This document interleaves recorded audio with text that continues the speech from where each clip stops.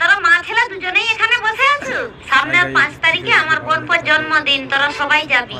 ঠিক আছে, তুই একটু বস, আমি চা করে আনি। আচ্ছা। বলছি তাড়াতাড়ি করে 1 প্যাকেট বিস্কুট কিনে আনতো। ঠিক আছে, বসো কাকিমা। কিছুক্ষণ পর। হাই মা, তোমাকে এখনো চা দেয়নি? দাঁড়াও দেখছি। মা, এত টাইম লাগলো চা করতে? তাড়াতাড়ি যাও, দরজায় বিস্কুটটা তুলে আছে। ঠিক আছে, দিয়ে দিবে? হ্যাঁ, তোর চা খা। শালা এখনো বিস্কুটটা দেয়নি, চা খেতে লেগে গেলাম। তারপর তোদের বাড়ির সবাই ভালো আছে তো? ঘরের সবাই ভালো আছে, কিন্তু তোদের বাড়ি আসার সময় আমার একটা দারুণ বিপদ হয়ে গেছিল। হাই, কি বিপদ রে? আরে রাস্তায় আসার সময় একটা মোটরসাইকেলের সাথে আমার ধাক্কা লেগে গেছিল।